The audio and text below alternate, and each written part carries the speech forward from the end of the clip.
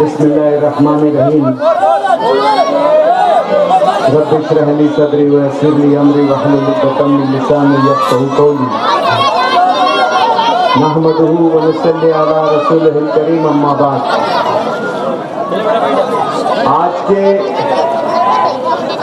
इस 2024 के general parliament election के, जिसकी धूलिया मालेगांव पार्लियामेंट हलके की पोलिंग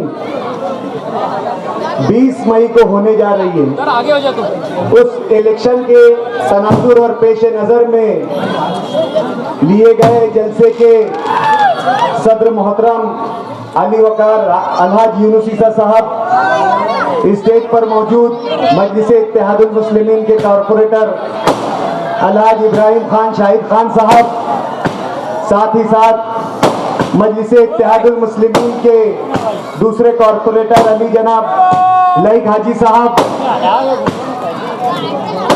जिला मालेगांव मजलिस इत्तेहादुल मुस्लिमीन के जिलाई सदर अलहाज अब्दुल मालिक साहब, वार्ड नंबर 18 के जवासाल कॉरपोरेटर अलहाज अब्दुल माजिद साहब, पार्टी के दीगर जिम्मेदारान, सामने बैठे हुए तमाम ही मजलिस इत्तेहादुल मुस्लिमीन से मोहब्बत रखने वाले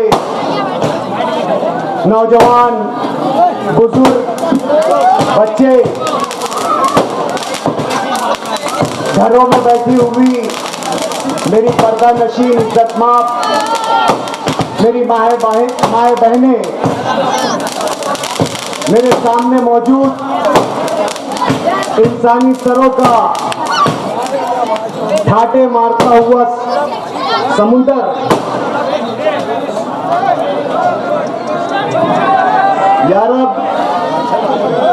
यारब नया सफर है सुबह उजाल दे, यारब नया सफर है सुबह उजाल दे, अपनी नवाजिशात का दरिया उछाल दे, हम तायराने शौक को परवाज के लिए वो एहतशाम दे के जमाना मिसाल दे। दोस्तों, आप तमाम लोगों को मालूम है कि पार्लियामेंट का इलेक्शन है। इलेक्शन चाहे कोई भी हो, पार्लियामेंट का हो, कॉरपोरेशन का हो, असेंबली का हो, इलेक्शन आवाम के लिए यौम एहतसाब होता है। यानी कि माजी में हमने जिन नुमाइंदों को चुन कर दिया, वोट दिया, उन्होंने हमारे हक में क्या किया, हमारे लिए क्या बेहतर फैसले किए, उन्होंने ऐसा कौन सा काम किया जिनके एवज में हमने उनको चुन कर दिया था। ये एहतसाब करने का वक्त है। जो इलेक्शन होता है, इसमें हम उम्मीदवारों का मुआवजा करते हैं कि हमारे सामने जो उम्मीदवार, जो पार्टियां, जो जमातें आ रही है, उन जमातों का क्या मैनिफेस्टो है, क्या मंशूर है, उनकी क्या नजरिया है, क्या आइडियोलॉजी है, उनके मंशूर के मुताबिक हमें क्या फायदा मिलने वाला है, हमें उमूमी सतह पर, अवामी सतह पर उस पार्टी की जानिब से क्या मिलने वाला है, ये इस इलेक्शन में जांचना और परखना जरूरी होता है। लेकिन दोस्तों, देखने में यह आ रहा है कि ये मुल्क का इलेक्शन है, मुल्क की सबसे बड़ी पंचायत, मुल्क की सबसे बड़ी महासभा, पार्लियामेंट का इलेक्शन है। आईन में, कानून में इससे बड़ा कोई अदारा नहीं है। ये वो अदारा है जिसके तहत मुल्क में तमाम अदारे होते हैं, चाहे वो अदलिया हो, चाहे वो पुलिस हो, चाहे वो इन्फोर्समेंट डायरेक्टरेट हो, ईडी हो, सीबीआई हो, दीगर तमाम जितने भी अदारे हैं वो इस पार्लियामेंट के जेर असर होते हैं, मातहत होते हैं। लेकिन जैसे जैसे ये मुल्क का सबसे बड़ा इलेक्शन आगे बढ़ता जा रहा है, फेज वाइज, मरहले वाइज, वैसे वैसे जो 10 सालों से इस मुल्क पर बरसरे इख्तियार हुकूमत है बीजेपी, जिसे हम मोदी सरकार भी कहते हैं, उस सरकार का जहनी दिवालियापन हमारे सामने आवामी सतह पर नजर आ रहा है। वो सरकार के पास कितनी नजरियाती कल्लाशी है, कितनी बेबसी है, नजरियाती तौर से वो पार्टी कितनी घटिया और कितनी सतही हो चुकी है। ये इलेक्शन के मरहले जैसे जैसे गुजर रहे हैं, जैसे जैसे आगे बढ़ रहे हैं, वैसे वैसे हमें इस पार्टी के नजरियात और इस पार्टी की सोच दिख रही है। मुल्क का सबसे बड़ा आईनी ओहदा वजीर आजम का ओहदा। वजीर आजम जब वजीर आजम हो जाता है तो मुल्क का सरबराह हो जाता है। फिर वो न किसी मजहब का नुमाइंदा रह जाता है, न किसी समाज का नुमाइंदा रह जाता है, न किसी पार्टी का नुमाइंदा रह जाता है। वो तमाम के तमाम जात बिरादरी मजहब का नुमाइंदा हो जाता है। हिंदुस्तान के आइन का रखवाला हो जाता है, हिंदुस्तान के कानून का तहफ्फुज़ करने वाला हो जाता है, हिंदुस्तान के एक एक फर्द का जो है मुहाफिज हो जाता है। लेकिन आप देख रहे होंगे कि इस मुल्क के वजीर आजम नरेंद्र मोदी जो कहते हैं कि सबका साथ सबका विकास, लेकिन अगर राजस्थान में सभा होती है तो वो कहते हैं कि इस मुल्क में मुसलमान घुसपैठिए हैं, दरअंदाज है, दूसरे मुल्कों से घुस कर आए हैं। कहीं सभा होती है तो नरेंद्र मोदी कहते हैं कि ये मुसलमान तुम्हारी भैंसें ले जाएंगे, गाय ले जाएंगे, तुम्हारी औरतों का मंगलसूत्र छीन लेंगे। कहीं कहते हैं कि कांग्रेस अगर सत्ता में आई, ये इंडिया अलायंस अगर सत्ता में आया तो ये मुल्क की तमाम इमलाक, तो मुल्क के तमाम वसाइल मुसलमानों को दे देगी। बाकायदा लफ्ज मुसलमान इस्तेमाल करके, बाकायदा लफ्ज इस्लाम इस्तेमाल करके ये मुसलमानों को कभी घुसपैठिया कह रहे हैं, कभी भैंस ले जाने वाला कह रहे हैं, कभी मंगलसूत्र खींचने वाला कह रहे हैं। ये इनकी नजरियाती सोच, इनकी कल्लाशी इस बात की जो है तर्जुमानी करती है कि ये इलेक्शन जीतने के लिए किस सतह पर आ गए। आज कभी नरेंद्र मोदी किसी जलसे में कहते हैं, अमित शाह कहते हैं कि इस मुल्क के संविधान को खतरा नहीं है, हम संविधान तब्दील करने वाले नहीं है। कौन कहता है कि संविधान तब्दील किया जाएगा?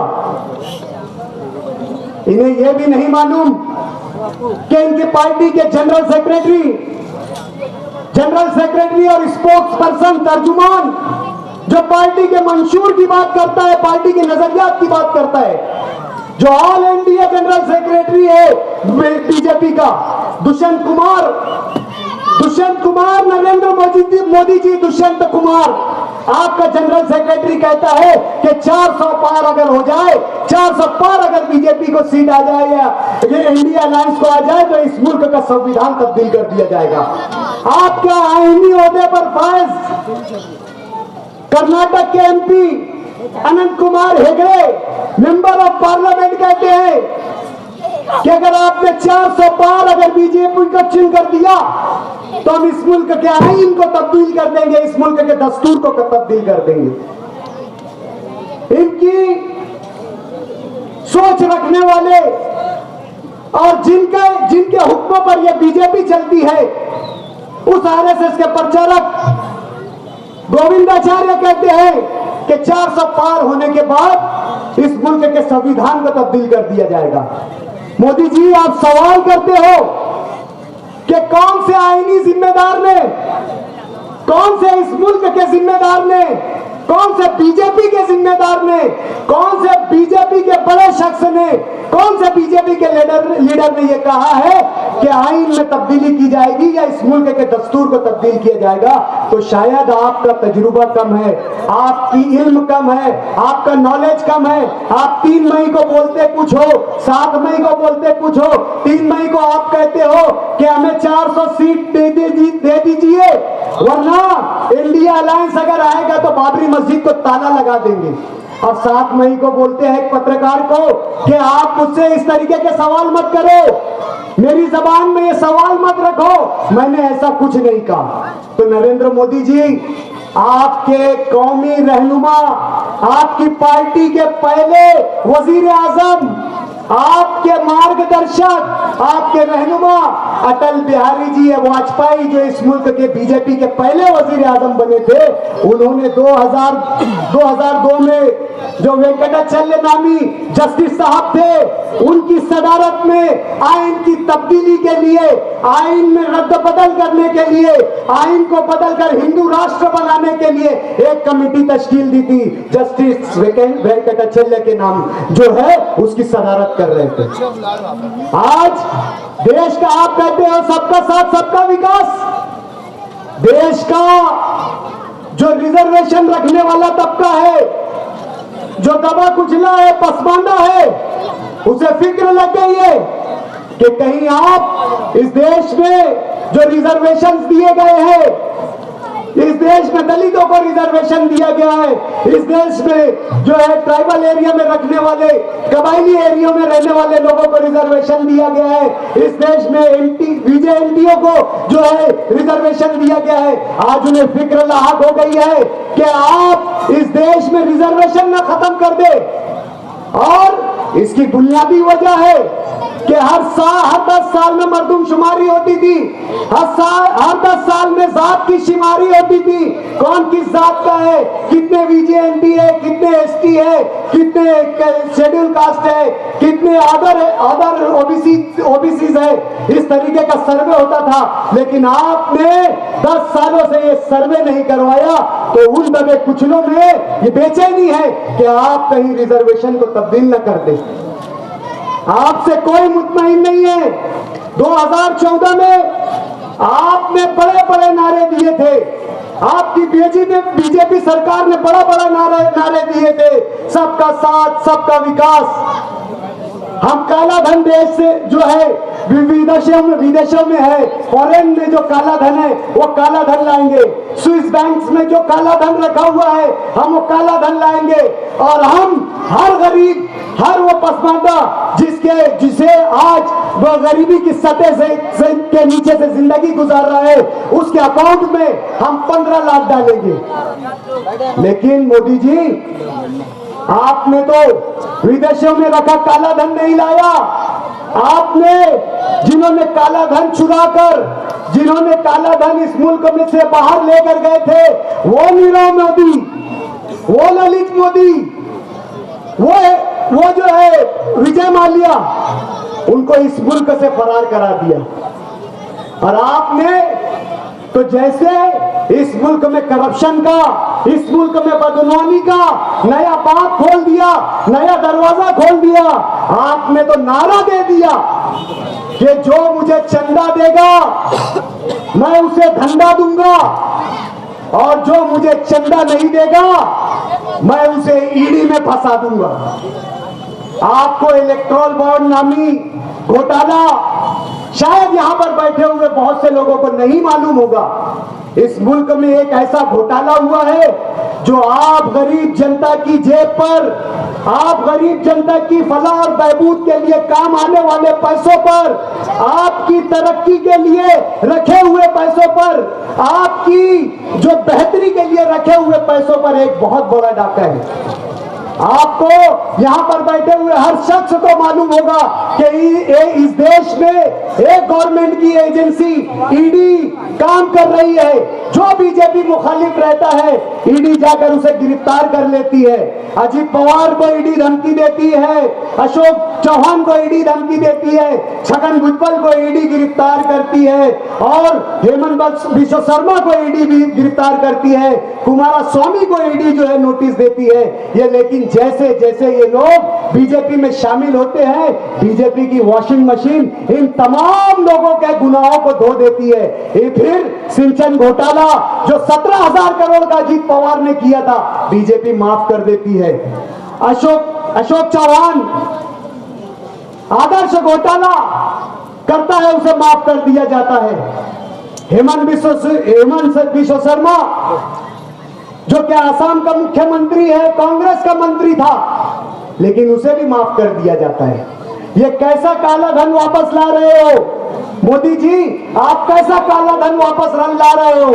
आपने जो कंपनीज ईडी की जद में थी, वो कंपनियां जैसे फ्यूचर गेमिंग नामी कंपनी, आप लोगों में ये जो खेलते हैं आईपीएल गेम, टीम बनाओ, जिसमें टीम बनाया जाता है, वो कंपनी फ्यूचर गेमिंग कंपनी पर जल्द ही ईडी ने जो है छापा मारा था। लेकिन जैसे ही 500 करोड़ रुपए का इलेक्ट्रल बॉन्ड बीजेपी को तोहफे में दिया गया, ये कंपनी को और 2 कंपनियां तोहफे में मिल गई। मेगा इंजीनियरिंग करके आपने सुना होगा कि छत्तीसगढ़ में एक टनल, एक सुरंग टूटकर गिर गई थी। आप जैसे कई गरीब, हजारों गरीब उसमें जो है शहीद हो गए थे। उस पर ईडी ने और सीबीआई ने शिकंजा कसा।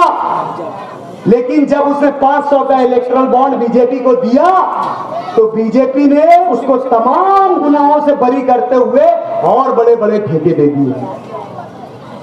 आपने द माइनिंग जायंट्स का नाम सुना होगा। ये तीन कंपनियां ईडी ने 30 कंपनियों पर अगर छापा मारा है, तो 14 ऐसी कंपनियां हैं जिन्होंने बीजेपी को इलेक्ट्रल बॉन्ड के नाम पर चंदा दिया है। और ये 3 कंपनियां तो सरे फहरिस्त है, सबसे ज्यादा रकम देने वाली ये 3 कंपनियां हैं। और मोदी जी कहते हैं कि काला धन देश से लाएंगे। बाजू में अशोक चौहान को, अजीत पवार को, सुनील तटकरे को बैठाकर आप कहते हो इन चोरों को, जिन्होंने सिंचन घोटाला किया, जिन्होंने आबपाशी घोटाला किया, इन चोरों को बाजू में बैठाकर अगर नरेंद्र मोदी कहते हैं कि हम काला धन लाएंगे वापस, तो ये सरासर आपका झूठ और धोखा है।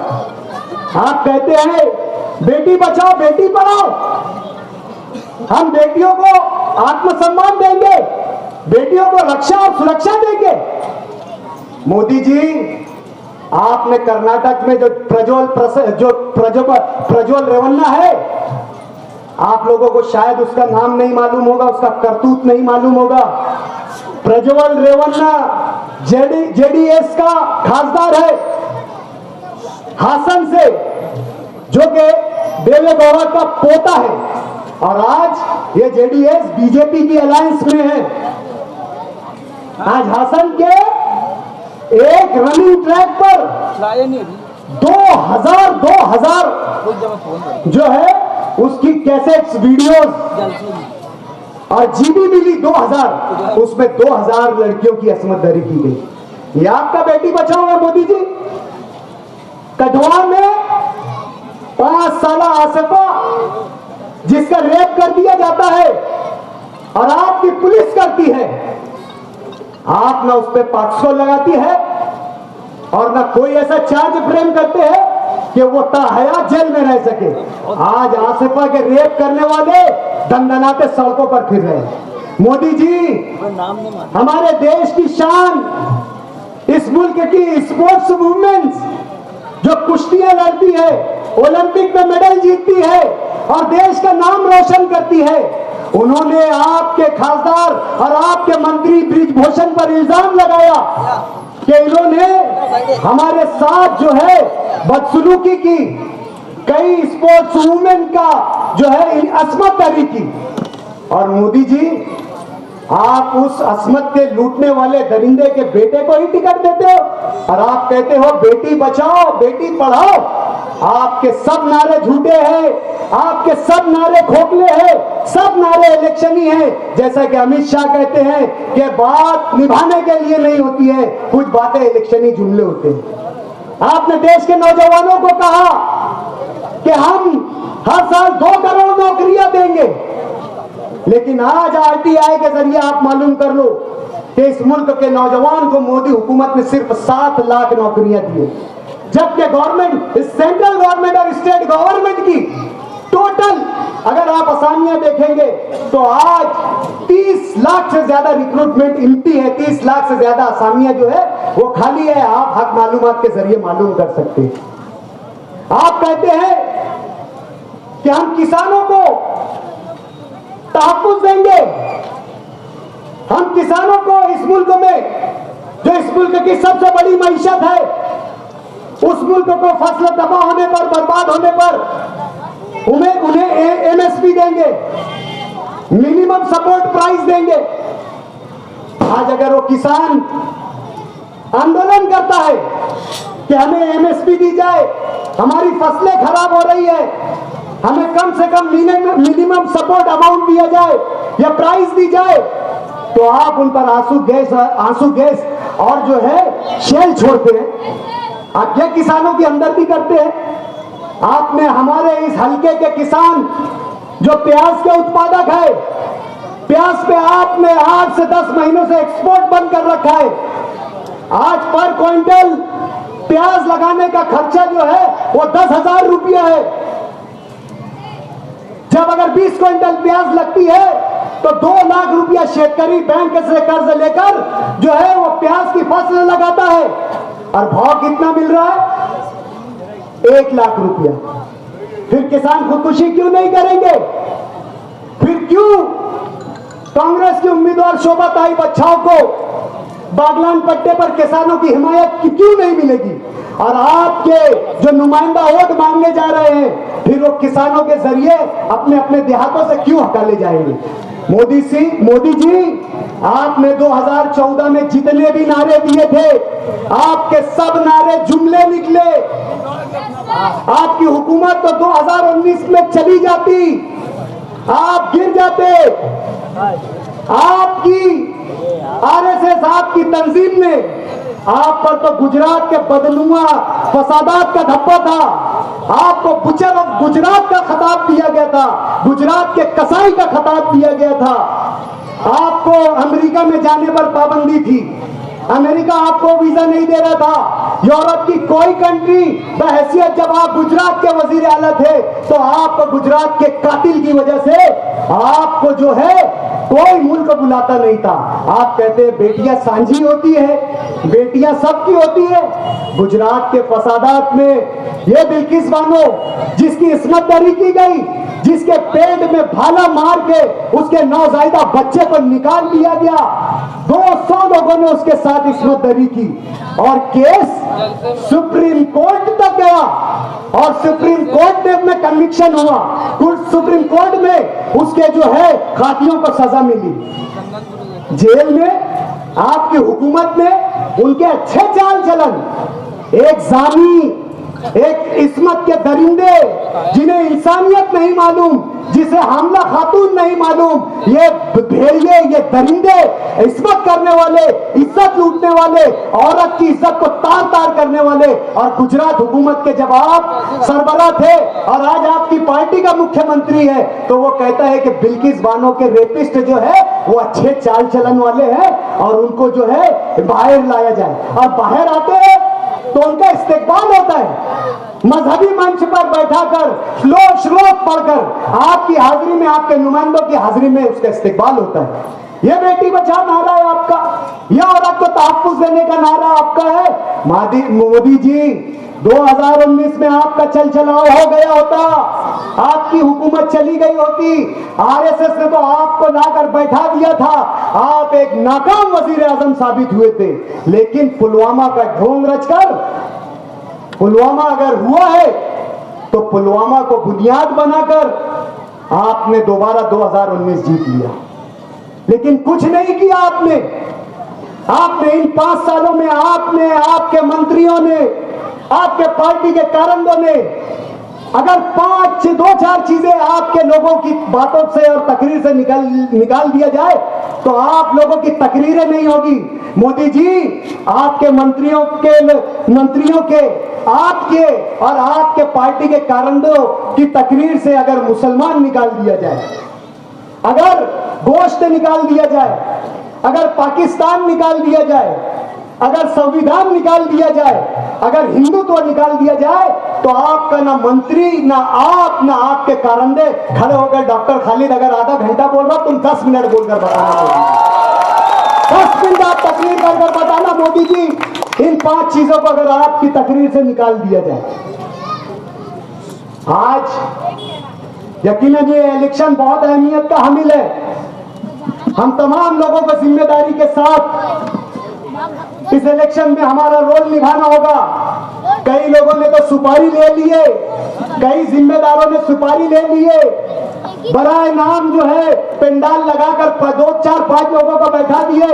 अभी उनका असेंबली इलेक्शन आएगा तो यहां से वहां तक दंडनाते और तड़तड़ाते फिरेंगे।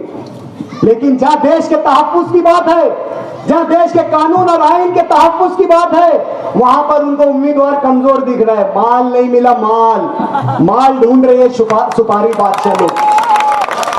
लेकिन आपको अपनी जिम्मेदारी निभाना है, आपको जमहूरियत बचाना है, आपको संविधान बचाना है। हमने शोभाताई बच्चाओं को जो है मशरूत हिमायत दी है। बहुत लोग खड़े रह के डींगे मार रहे हैं कि हमने बिला शर्त हिमायत दी है, हमने ना कोई बात की है, हमें बात की जरूरत नहीं, हमें काम करने की जरूरत नहीं, हमको बहुत काम आता। ऐसे लोग जब कोविड के दौरान इनसे पूछा जाता सिविल हॉस्पिटल में कि आप शहर के लिए क्या कर रहे हो, तो वो कहते हैं कि मुझे तो आवाम ने एमएलए से गिरा दिए, अब जिनको चुन कर दिए उनसे काम करो। ऐसे लोग शहर का काम करेंगे। लेकिन हमने शोभाताई बच्चाओं से कहा कि आज जिस इलाके में ये जलसा हो रहा है, ये सियासत कल्ब है, यहाँ के लोग गरीब जरूर है, हाथ मजदूर जरूर है, लेकिन सियासी शऊर रखते हैं। इस इलाके में प्लास्टिक कारखाने में काम करने वाली हमारी माँ बहनें भी है, इस इलाके में प्लास्टिक कारखाने के जो है मालकान भी है। आज प्लास्टिक कारखाने वालों के साथ क्या किया जा रहा है मालूम? उन्हें बिजली चोरी करना सिखाया जा रहा है। उनसे कहा जा रहा है कि बिजली बैठ जा भाई, 10 मिनट अभी बाकी है मेरी घड़ी में, 10 मिनट पूरी बात मुकम्मल करूंगा, अभी 10 मिनट बाकी, आप इत्मीनान से बैठे। बिजली चोरी करने वाले को कहा जा रहा है। आज जरूरत तो ये बात की थी कि आप सत्ताधारी पार्टी के एक ओहदेदार थे, इस प्लास्टिक इंडस्ट्री को जो अनऑर्गेनाइज्ड है इसे ऑर्गेनाइज्ड करते। लेकिन आपके भाई को हफ्ता और भत्ता खाना है। एक जो है प्लास्टिक कारखाने वाले से 10,000 रुपया जमा करना है तो कभी आप उनको सहूलत नहीं देंगे। अगर आप सच्चे नुमाइंदे रहते, आप सच्चे इनके वफादार रहते तो इनके बिजनेस को ऑर्गेनाइज्ड करते थे। आज इस इलाके में बहुत से ऐसे रोजगार है जिन्हें अगर हुकूमत की तरफ से सहायता मिले, हुकूमत की तरफ से हिमायत मिले, चाहे रेडीमेड करने वालों का कारोबार हो, चाहे बस्ते बनाने वालों का कारोबार हो, चाहे इमली एक्सपोर्ट इंपोर्ट करने वालों का कारोबार हो, चाहे हमारे गांधी मार्केट जहां पर कच्चा कपड़ा बिकता है, अगर हुकूमत की स्कीमें इनसे मुतारिफ कराई जाए, हुकूमत से बैठकर इनके धंधे और इनके टर्नओवर बताए जाए, इनके ट्रांजैक्शंस बताए जाए, तो इनसे कहीं ना कहीं हम जीएसटी में फायदा ले सकते हैं, कहीं ना कहीं टैक्सेशन स्लैब में हम फायदा ले सकते हैं, कहीं ना कहीं गवर्नमेंट के नुमाइंदों के जरिए इनको ऑर्गेनाइज बिजनेस बना सकते हैं, ऑर्गेनाइज इंडस्ट्री बना सकते हैं। लेकिन कभी इस सब पर बात नहीं होगी। जा तू ओपन पर बस जा, ओपन पे प्लास्टिक गोडाउन डाल ले, प्लास्टिक की चोरी कर ले, और अगर कोई बेकरी वाला इनके खिलाफ जाता है तो फूड इंस्पेक्टर वहां पर भेज देते हैं। ये वो बेकरी वाले को ये नहीं कहते कि तू कानून के मुताबिक ऐसा मटेरियल इस्तेमाल करके फूड इंस्पेक्टर तेरे घर तक नहीं आए। अगर कोई बेकरी वाला अपनी नाम में फूड एफडीआई को दिया गया फार्मूला के अलावा अगर फार्मूला डालता है और इनके खिलाफ रहता है तो उस बेकरी पर जो है वो फूड इंस्पेक्टर को भेज दिया जाता है। तो हमने ये तमाम बातें जो है पार्लियामेंट की उम्मीदवार शोभाताई बच्चाओं से किया है कि हमारा मुल्क कानून बनाने वाला कायदा और आप उसके नुमाइंदे बनने जा रहे हैं। हमारा शहर जो है इस मुल्क की सबसे बड़ी दूसरी इंडस्ट्री रखने वाला शहर है। आज कॉटन टेक्सटाइल में सबसे बड़ा हिस्सा अगर जो है तो हमारे प्लेन पावर लूम्स का है। प्लेन पावर लूम से जुड़े हुए तमाम मसाइल कि इन्हें गवर्नमेंट सब्सिडी दे, गवर्नमेंट अपडेटेड पावर लूम को तो सब्सिडी दे रही है लेकिन प्लेन पावर लूम्स को नहीं दे रही है। इस रियासत से तमाम जिनिंग फैक्ट्रीज और स्पिनिंग मिल को खत्म कर दिया गया है, तमाम स्पिनिंग मिल को प्राइवेटाइज कर दिया गया है, खासगी कर दिया गया है। गवर्नमेंट दोबारा स्पिनिंग मिल खोले, गवर्नमेंट सस्ते दामों में इस शहर के जो है कारखानादारों को सूद दे और इस शहर के जो लूम चलाने वाले मजदूर हैं, वो लूम चलाने से उनकी सेहत पर बुरा असर पड़ता है। कभी कभी कभी कोई टीबी दमा के मर्ज में मुब्तला हो जाता है, कभी दीगर कोई मर्ज में मुब्तला हो जाता है। तो गवर्नमेंट यहां पर एक हेल्थ सेंटर कायम करे और हमारे पावर लूम के मजदूरों का फ्री और मुकम्मल इलाज करे। ये डिमांड भी हमने शोभा ताई बच्चाओं से की है। और जिस तरीके से किसानों को एमएसपी देती है सरकार के मिनिमम सपोर्ट प्राइस, उसी तरीके से अगर पावर लूम के मालकान का तैयार कपड़ा अपनी लागत और कीमत में नहीं बिक रहा है तो उसे भी गवर्नमेंट एमएसपी दे, उसे भी गवर्नमेंट खरीदे। क्योंकि इस मुल्क में हमारे प्लेन पावर लूम से तैयार किया हुआ कपड़ा 60% लगता है। तो जब ये अनाज गवर्नमेंट दे सकती है तो ये शहर का तैयार करदा कपड़ा क्यों नहीं गवर्नमेंट खरीद कर गरीबों को दे सकती है। इन तमाम बातों को, इन तमाम आपकी परेशानियों को, ये इन तमाम आपकी मुश्किलात को, इन तमाम आपके सवालात को, इन तमाम आपके बातों की हमने जो है तर्जुमानी की है। और इन तमाम बातों को शरायत की बुनियाद बनाकर इन तमाम बातों के होने का यकीन और तयक्कुन ले लेने के बाद हमने शोभा ताई बच्चाओं को हिमायत आप लोगों की जानिब से आपका नुमाइंदा और आपका माध्यम बनकर दिया है। क्या आप लोग हमारी इस हिमायत से रजामंद है? अगर रजामंद होंगे तो तमाम लोग हाथ उठाकर हमारी इस हिमायत का सबूत दें। एक बार फिर से तमाम लोग जो है दोनों हाथ उठाएं, दोनों हाथ उठाए कि आप लोग हमारी इस जो हिमायत के हैं। बहुत बहुत शुक्रिया। जलसे आगे भी सजेंगे, बातें आगे भी रहेंगी। यार जिंदा सोबत बाकी। वाखिरु दावाना अनिल हम्दुलिल्लाहि रब्बिल आलमीन।